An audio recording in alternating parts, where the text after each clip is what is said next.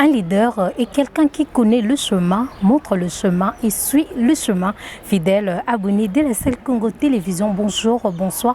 C'est là dépend du moment auquel vous nous suivez. Bienvenue dans votre émission Vie et Société. Aujourd'hui, nous allons parler le travail d'un conseiller municipal. Vous connaissez avec moi que les élections passées, nous avons voté les conseillers municipaux.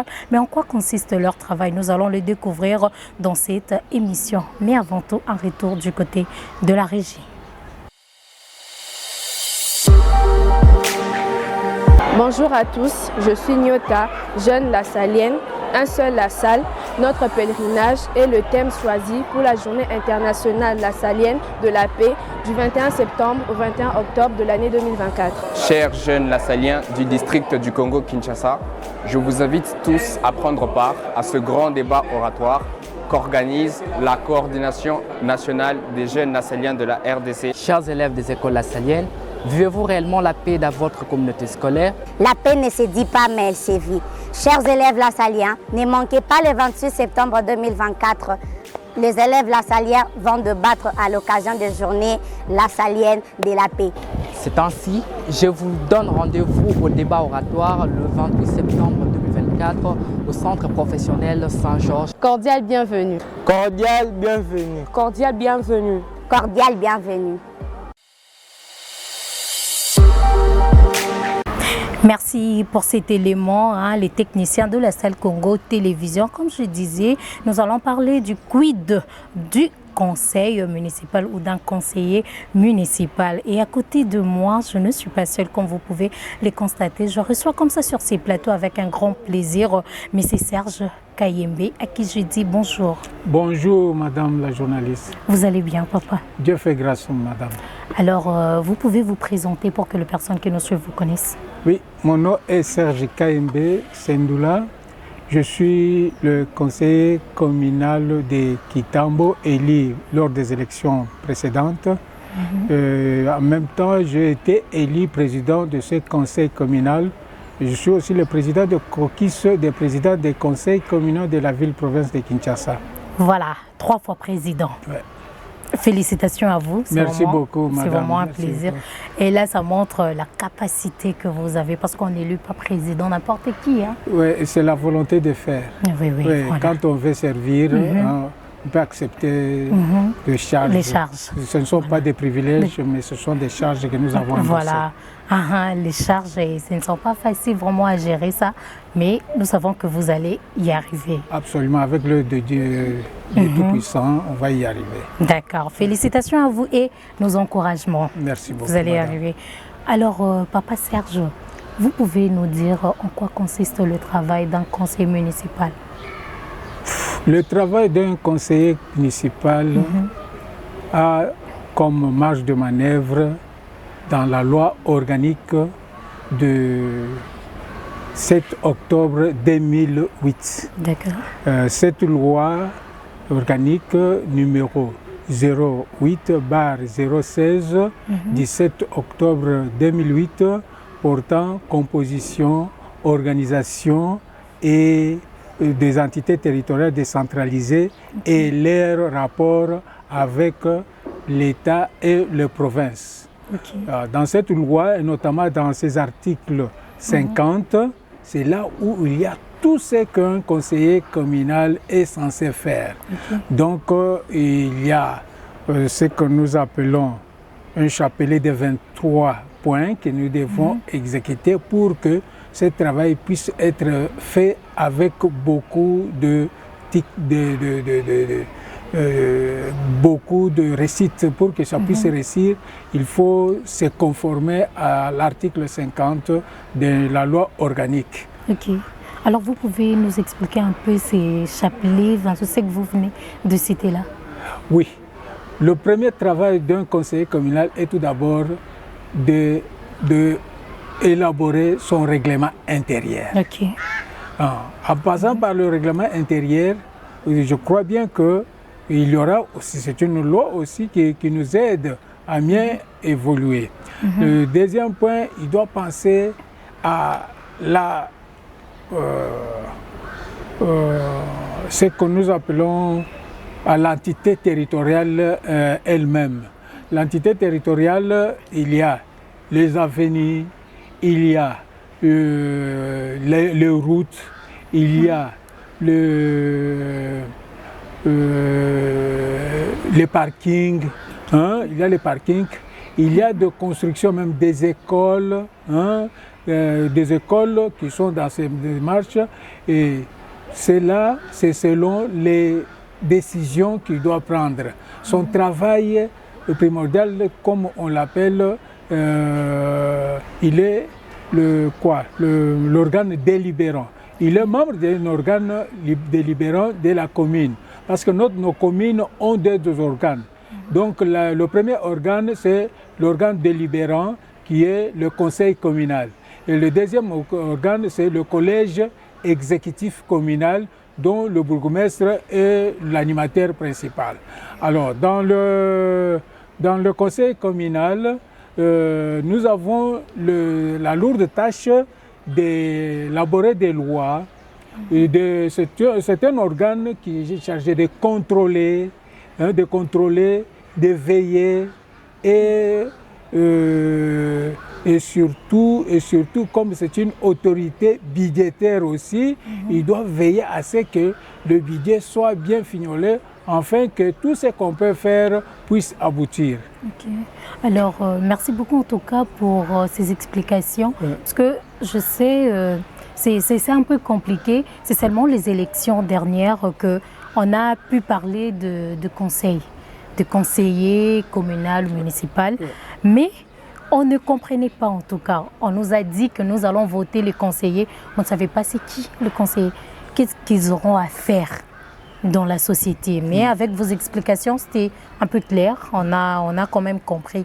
Mais depuis que vous êtes élu, on ne vous sent pas sur terrain. Qu'est-ce qui ne va pas?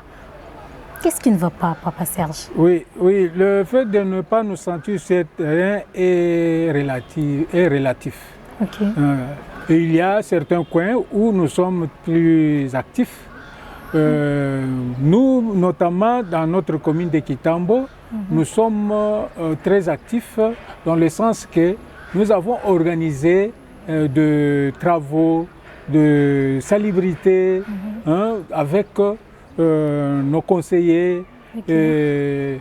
Nous avons fait même des collaborations avec certaines églises. Okay. Comme l'autre fois, nous avons été avec l'église de Jésus-Christ des Saints des derniers jours. Ils nous ont aidés. C'était la veille du jour de l'indépendance. C'était le 29 mai. Okay. Alors nous avons fait un travail au niveau de la maternité de Kitambo sur l'avenue Équateur, en descendant vers le pont qui nous amène vers Bandal. Okay. Alors, nous avons fait des travaux là-bas pour essayer de pistonner, essayer un peu d'aider la population de s'approprier, donc la salubrité, la propriété de Kitambo, que ce soit une affaire de tous et non pas une affaire de certaines personnes.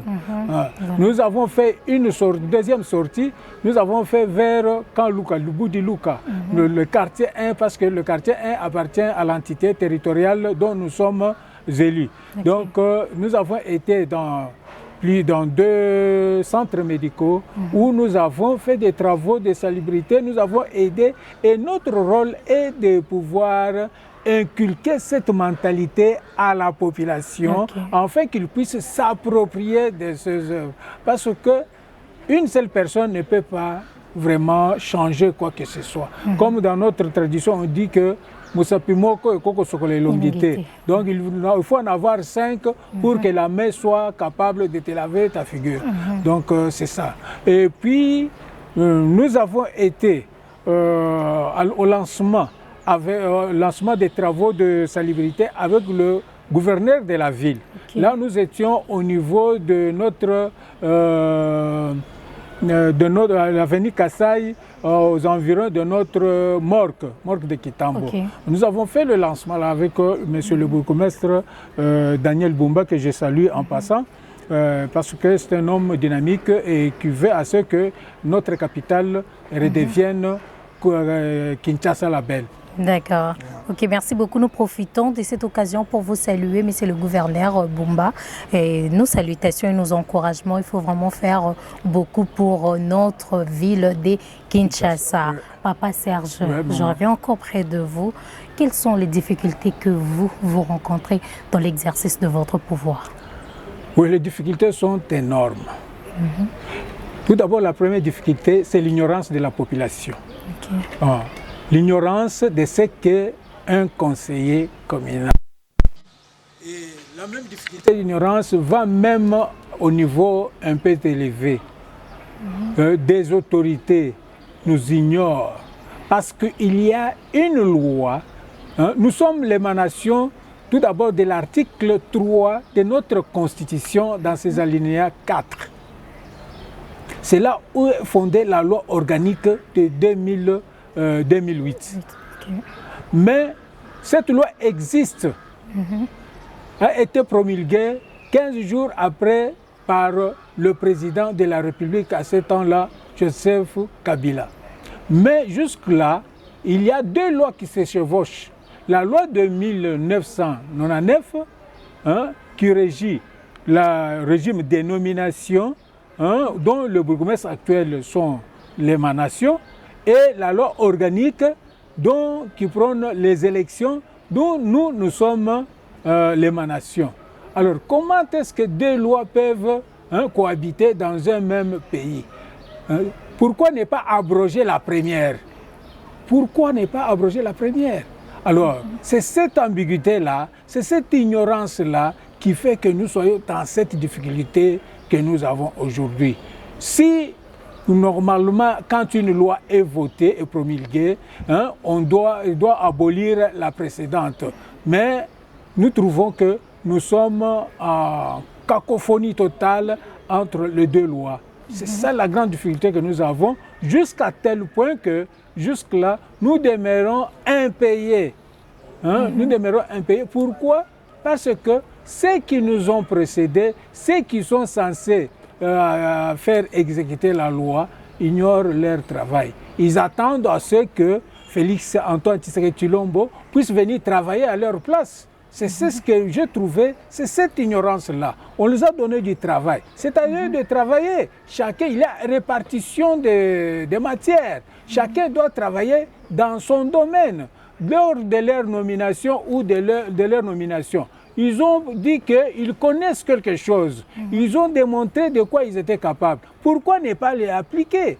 Pourquoi ils n'appliquent pas ce qu'ils sont censés connaître? C'est ça la grande difficulté que nous avons. Donc, c'est une difficulté généralisée. Normalement, le conseiller communal n'est pas une nouvelle matière. Le conseil communal n'est pas une nouvelle matière, mais donc la dernière élection date des années, je crois, 77 avec le général, le maréchal Mobutu. Donc, ça fait 57 ans qu'on n'organise plus à Dieu où il n'y a plus de conseils communaux. D'accord. Voilà, je comprends.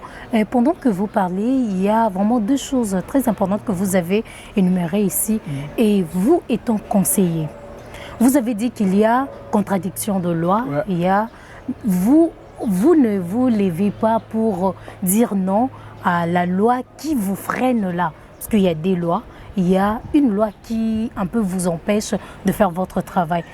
Qu'est-ce que vous faites déjà pour éliminer cette loi-là? Et la deuxième chose, vous avez dit qu'il y a ignorance du côté de la population. Qu'est-ce que vous faites pour la vulgarisation du conseil? Merci beaucoup, madame la journaliste. Nous avons fait, mais nous n'avons pas tout fait. Nous avons beaucoup fait. Je pense que vous savez que nous avons été reçus par monsieur Vital Kamerhe, le président de l'Assemblée nationale. C'était dans ce sens-là, dans notre rôle de revendiquer nos droits. À ce que cette loi qui nous met en mal à l'aise puisse être élaguée. Voilà. Alors, nous avons été même auprès de Madame la Première ministre Soumina, Judith Soumina. Nous avons été chez lui toquer la porte. Maintenant, ce que nous attendons à ce que nous puissions, s'il ne s'exécute pas, nous n'allons pas baisser le bras. Je crois bien que Mukontombolo va nous recevoir parce que c'est lui le père de la décentralisation ou du développement à la base. D'où comme il y a des gens qui veulent saboter ce travail, ces idées géniales qu'il a pu mises à notre disposition pour le développement de notre pays, d'où nous serons en mesure d'aller le voir. Alors, c'est comme qui dit que si papa et maman ne parviennent pas à subvenir aux besoins de leurs enfants, il y a le grand-père qui nous attend, non? C'est notre père à tous. Nous irons par là, envers lui, parce que c'est lui le papa social au-dessus de tous les parents sociaux du monde. Voilà, merci beaucoup Papa Serge.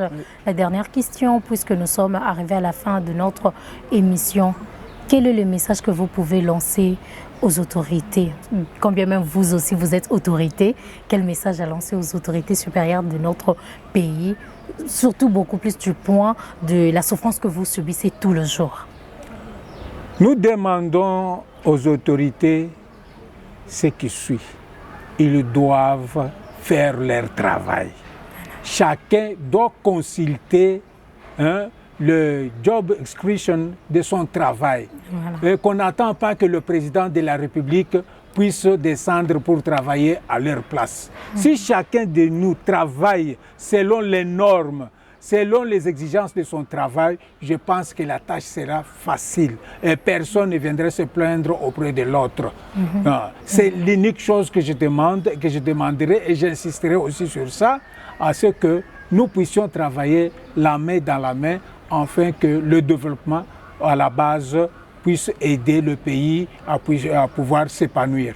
Voilà, merci beaucoup Papa Serge Kayembe, fidèle abonné de la Sahel Congo Télévision. C'était la quid du conseil municipal avec Papa Serge qui est le président du conseil communal de Kintambo. Votre émission Vie et Société est toujours là pour vous apporter le meilleur sur les sujets en tout cas qui touchent gravement la société. Papa Serge, nous vous donnons quelques temps pour saluer les personnes qui vous suivent.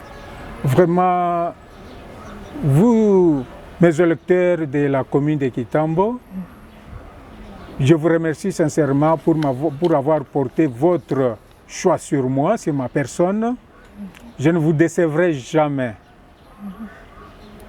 Je ne vous décevrai jamais. Je pense à M. Kishala, qui est le président du comité local de développement de notre quartier. Je pense à mon équipe, mon directeur de cabinet Joseph Mbouyi. Et je pense aussi à Madame Tchaba Kankolongo Arlette, qui est membre de mon cabinet aussi. Je pense et surtout Monsieur le bourgmestre de Kintambo, Chirlan Bozenga, mon fils. Je te salue mon fils. Que Dieu te bénisse. Travailler afin que Kintambo puisse aller de l'avant. Et je pensais aussi au chef de bureau de la décentralisation, au chef de bureau de l'intérieur. J'ai pensé aussi à M. Cass. M. Cass, c'est un ami, un jeune ami qui nous aide aussi. Et je n'oublierai jamais Didier Tengelito, qui est le leader de Kintambo. Il est maintenant le ministre. Son Excellence, je te salue là où tu es, Bibaramo. Donc, allons de l'avant. Tenons-nous la main dans la main pour pouvoir booster notre Kintambo. Plus jamais, nous ne lâcherons rien. Nous irons toujours de l'avant et avec votre appui, parce que c'est vous qui êtes chargé de la ville. Et je pense que la ville doit commencer par Banangembo, nous, les Bana Kintambo. Donc, vous allez commencer par là. Nous vous remercions sincèrement. Madame la journaliste, je pense que je n'ai pas tout cité. Je pensais à madame, mon épouse, si je suis là. C'est grâce à son assistance. Il a donné la nourriture que je mangeais, qui m'a donné la force. C'est Pichou Moulanga. Je te salue, ma femme. Voilà, merci beaucoup, M. Serge Kayembe. C'était vraiment un plaisir de vous recevoir. Nous vous disons merci et nous pensons que ce n'est pas la dernière fois. Vous allez encore nous revenir pour peut-être parler d'un autre sujet. C'est un plaisir partagé. Merci beaucoup, madame. Voilà, merci beaucoup, fidèles abonnés de la salle Congo Télévision. Nous nous disons bye, on se voit pour un autre numéro. Au revoir.